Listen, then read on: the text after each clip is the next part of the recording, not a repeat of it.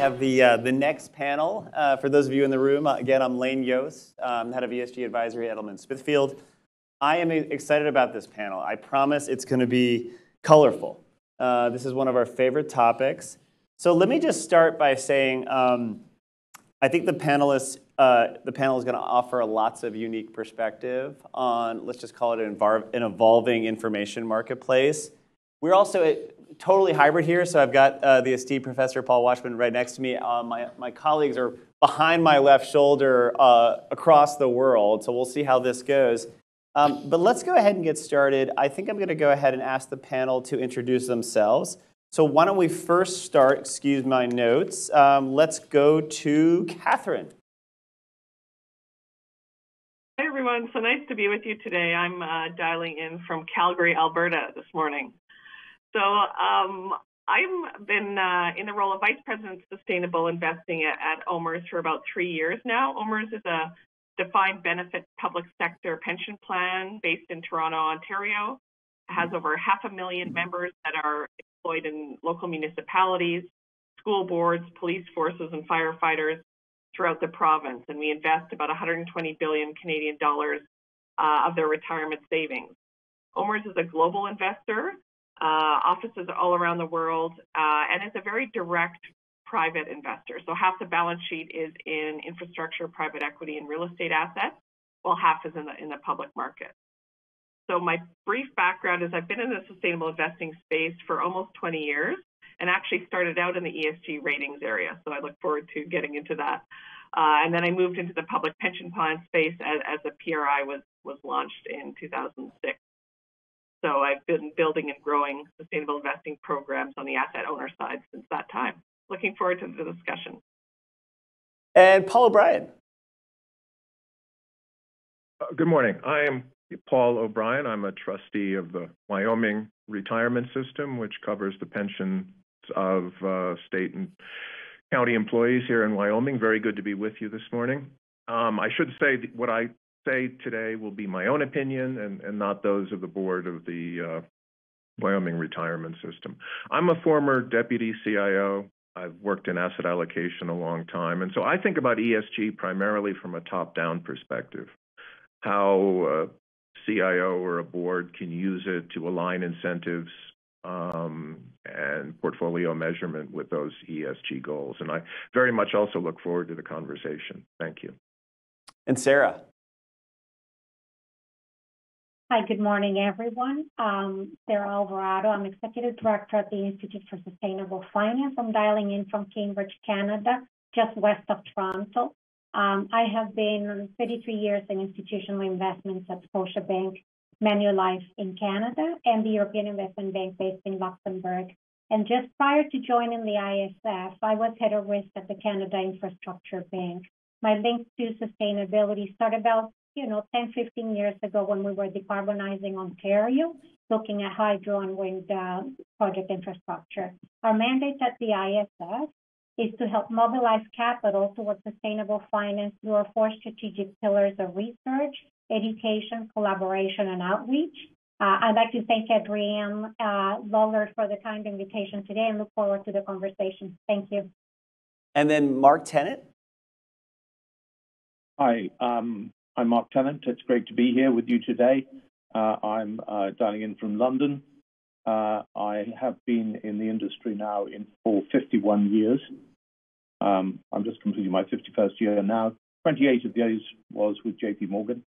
I'm now chairman, apart from other things I do, of Centrica Pensions, British Gas by any other name, £11 billion fund. I'm also chairman of Scottish Land and Estates, which is the Country Landowners Association north of the border. And the interesting thing about that is that I'm seeing ESG from the other side of the fence, from the sequestration, tree growing, peat recovery, etc., and watching the city do the greenwashing very, very actively and extremely ably. And I'm looking forward to a great discussion today. Excellent. And then we've got Professor Paul Watchman here next to me. And Paul, in addition to your introduction, Paul is going to give us a brief history lesson of ESG, I'm told. Right, okay. Back just the 15th of July 2005 mean anything to you? It's the day of the London bombings. And I'm in my office in Freshfields. We called the office the Dark Star. And my title was Lord Vader, not only because of my breathing problems, but because I tended to represent a wide range of clients through fossil fuels, oil and gas, through to pension funds. On that, sorry, I should actually say I was a partner in Freshfields, and I wrote the Freshfields report. Hands up if you have not read the Freshfields report. You haven't read it? You at the back. You meant your friend. Anyway, the Freshfields report is the fastest downloaded and most downloaded UN report ever. It's the legal foundation for sustainable investment. It's also the legal foundation for ESG, and it's a legal foundation for the UN PRI, which when that was launched in 2006, had about 30 members and about 10 billion. It's now got over 3,000 members and over 100 trillion under management.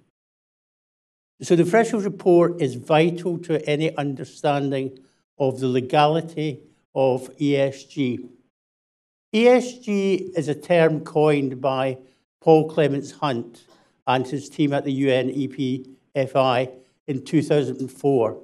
And they came to me because I'd been writing things about corporations and purpose and looking at the way in which we have to balance off the business of business is business against the fact that it's no use having a business but not a planet to live in.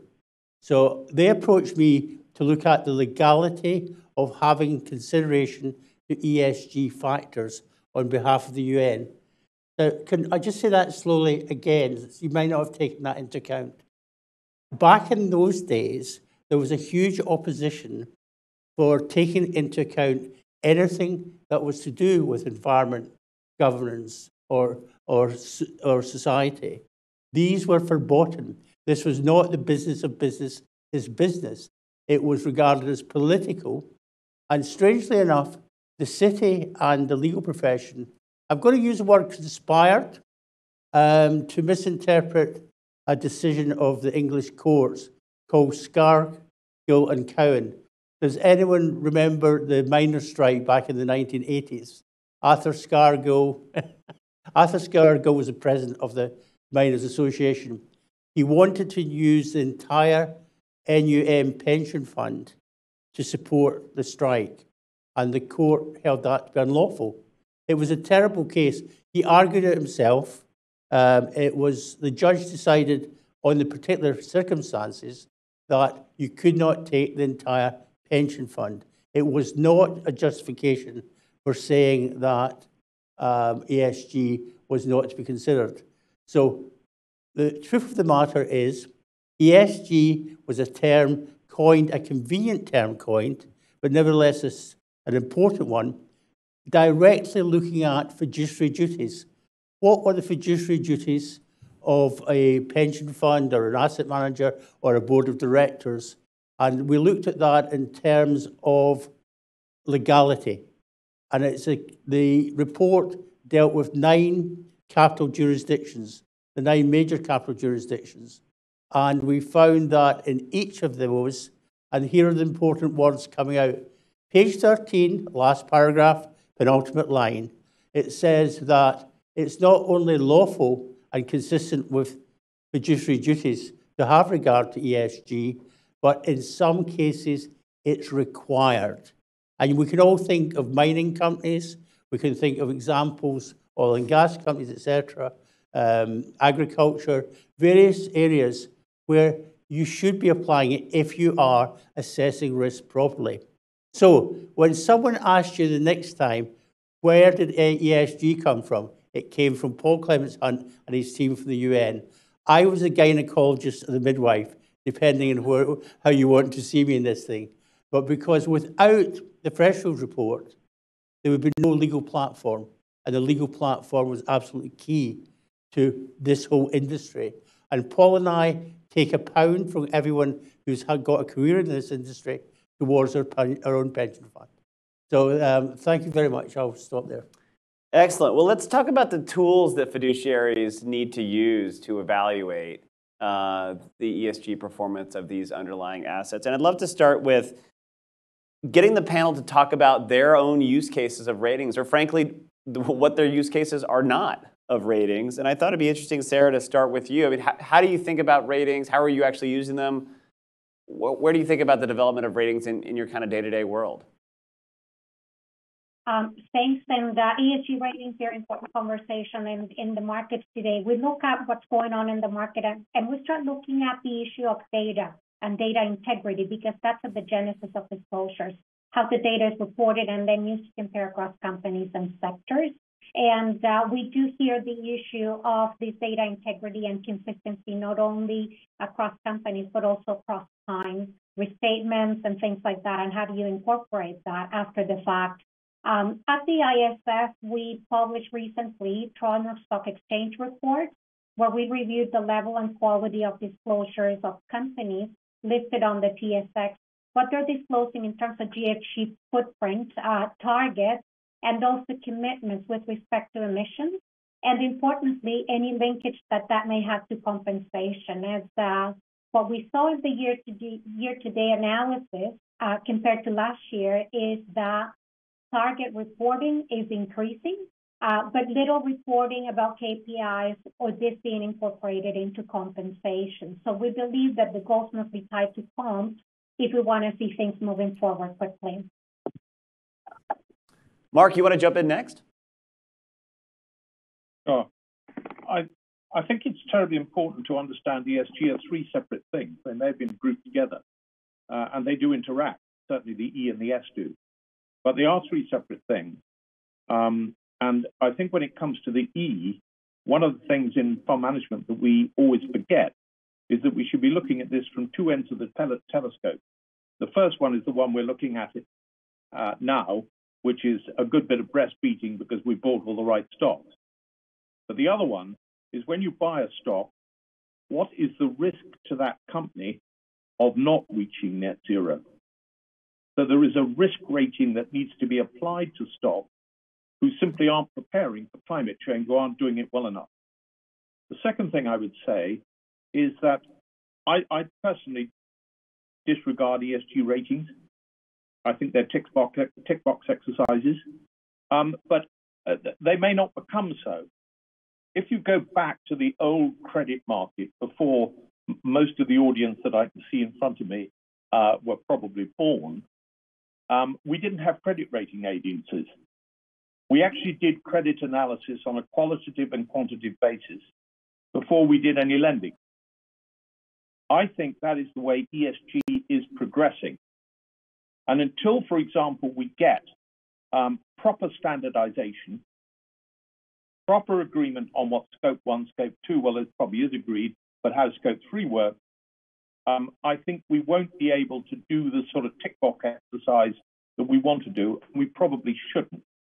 I think when it comes to the S bit, we have to be very careful that the E bit and the S bit don't collide, in that the S bit includes what I would call biodiversity. And biodiversity and the enhancing of that and the decarbonization do not always go hand in hand. They can often go in opposite directions, as indeed, for example, can happen if you look at Glencore. Glencore, and I wouldn't wish to, perhaps I shouldn't be naming it, but I mean, it wouldn't be difficult to get to the company, is one of the largest miners of cobalt in the world. Cobalt comes mainly from the Congo and is mined by children. There is an S element in there which contradicts the E element of the cobalt that goes into the batteries that provides electric cars. So there's a huge amount of controversy around this subject, which I don't think the industry has really started to dig into, and which it should. And I don't think politicians have either, actually. And the final thing I would say is that net zero is not about how much emissions we emit today or our companies emit today.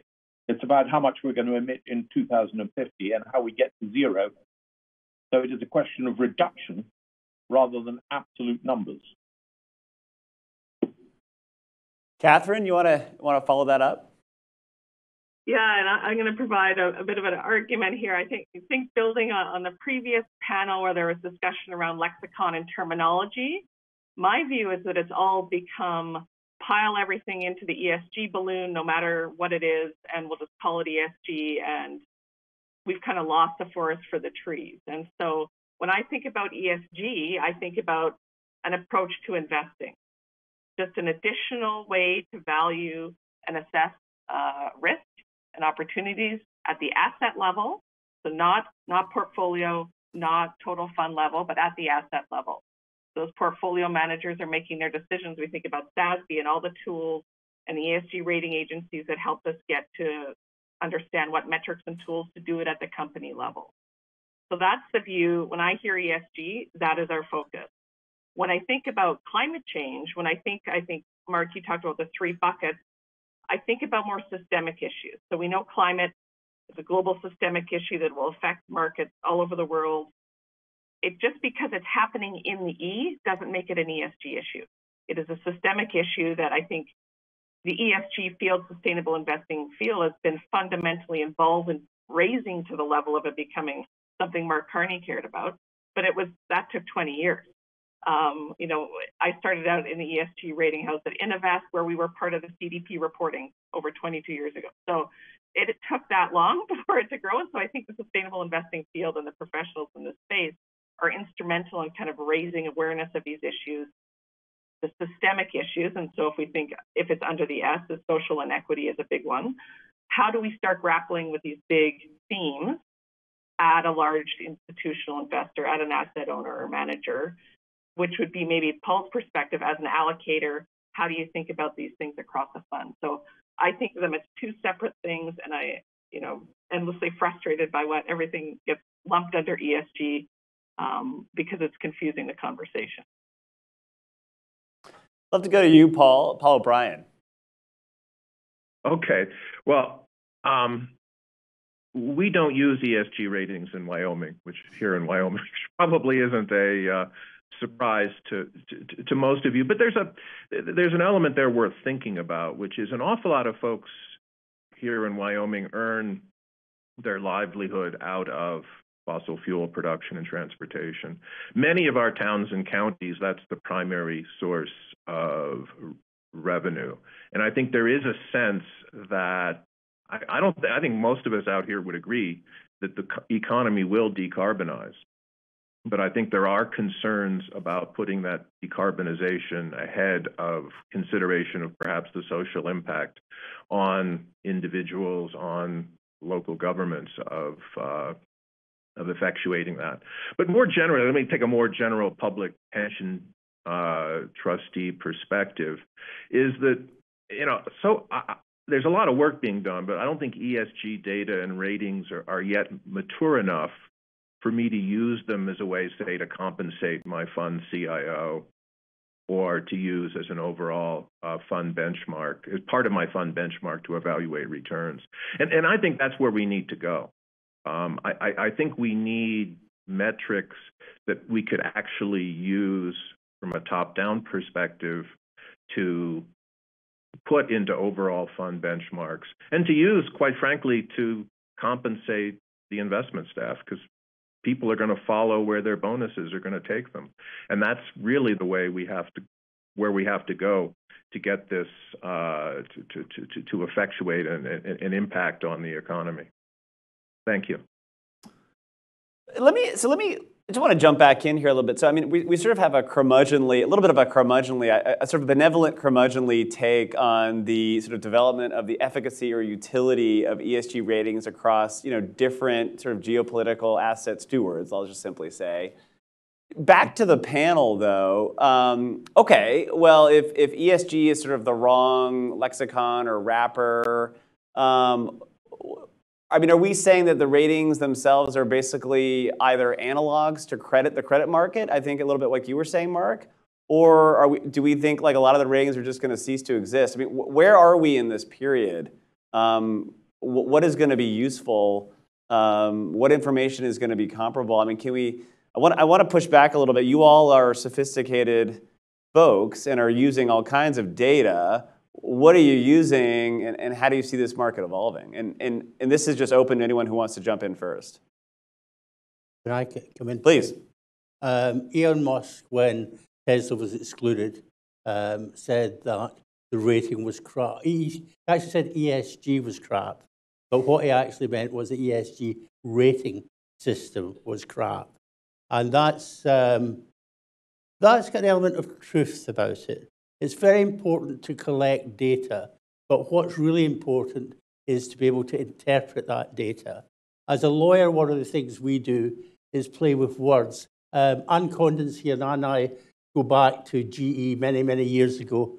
And I remember we did Eco-Imagination. It must have preceded this by about 10 years, where a company was actually looking at the impact of its products and how it could make its products more environmentally friendly or in terms of social impact. But the one thing that I think is really quite crude about it is not all E, S, and G are consistent and not all weigh the same. I think someone mentioned the mining of cobalt and children, etc. Once you've got child labour, that pushes you right out of any assessment for the rest of it. You can't weigh that against having a glossy governance report. But one thing I will say, if you don't get the governance right, you're unlikely to get the E or the S right. And I think governance is a bit of a Cinderella at the moment, and it needs to be addressed. The E is being addressed, and the S is being addressed. And I think the pandemic has caused us to think much harder on the impact on communities, on countries, and on societies of the way in which we conduct business.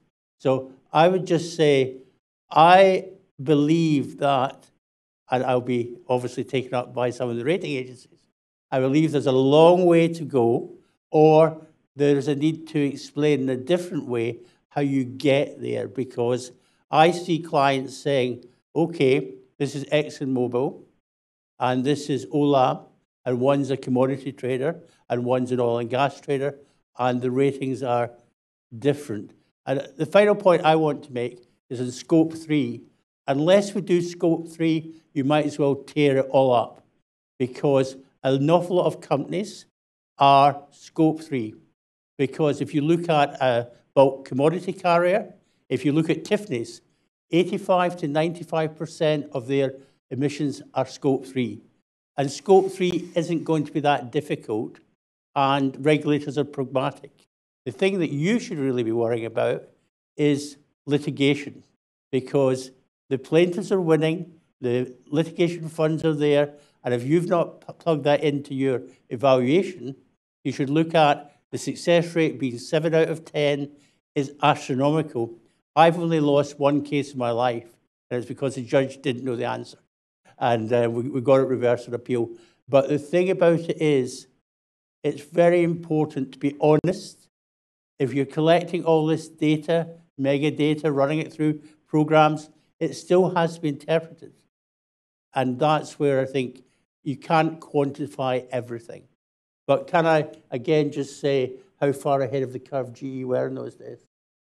Not saying now, but they've got some very nice turbines. Well, actually, one of the panelists, when we were doing our preparatory discussion, actually, and I apologize, I forget who it was, said something very similar. Said that it's not about data, it's about information. So, does anybody what information are you using? I mean, all right, the ratings are crap. So, what isn't crap? I think minerals. Sorry. Go ahead, Mark, please. I think the information at the moment, as Paul says, we've got a long way to go with this, and I'm absolutely with him on the whole question of Scope 3. Without Scope 3, we might as well all go home. The only problem about that, Paul, is that if we're going to have Scope 3, then at some point you have to actually be able to price carbon at the ports, and we don't do that. But I would take issue, well, not perhaps take issue with you, Paul, on one thing, which is the cobalt thing. if you were to say you were going to exclude child labor, and I would have a huge amount of sympathy with that, actually what you're doing is saying we're going to lose 75% of the cobalt market in the world. There will be no American cars because the Congo produces 75% of the cobalt, and without cobalt, we can't have batteries. And really, the whole of the battery storage thing goes out of the window. Now, that's a problem we have to face up to and decide what we're going to do. I wasn't. Let me. Maybe I can. Sorry, can I just? Yeah, go ahead.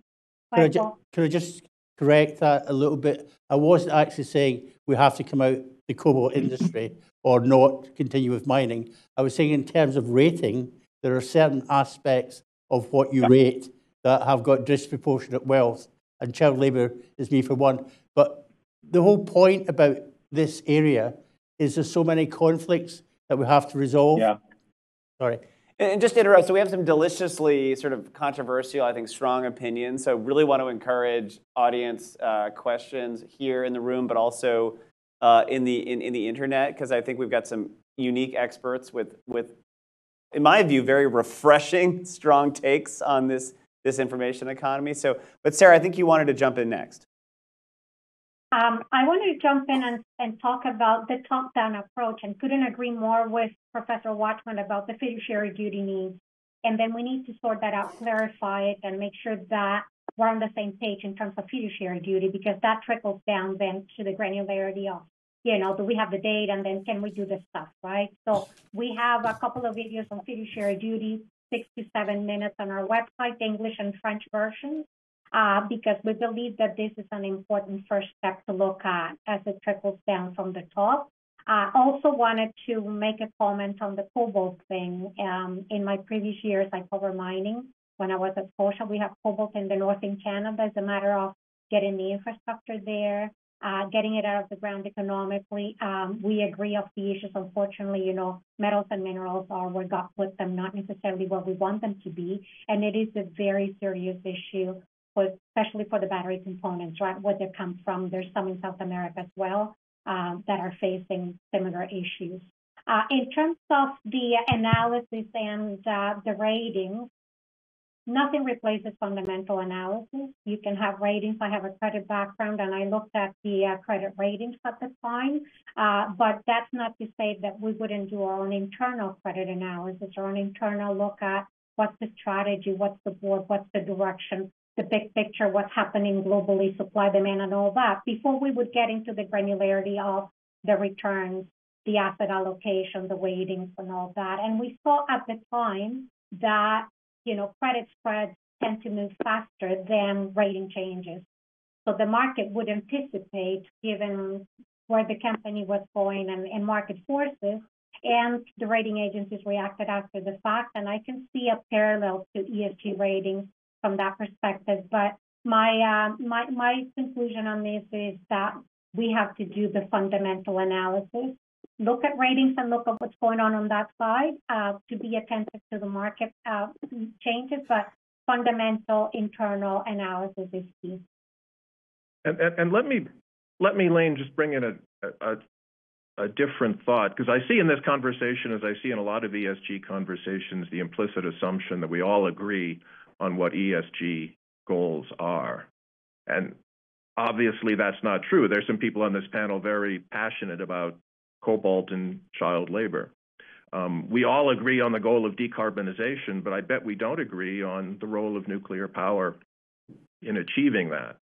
And so I think one of the problems with the idea of an ESG rating, or even with ESG data, is should we outsource our values to MSCI or S&P Global? I mean, they're fine institutions, but I think we all have our own values. And that's why getting good disaggregated data on what we care about, and we care about what our investors, what our beneficiaries want, and then we as fiduciaries have to build a portfolio that best achieves those goals. So I would like to bring a focus back on values. At least as a fiduciary, your responsibility is to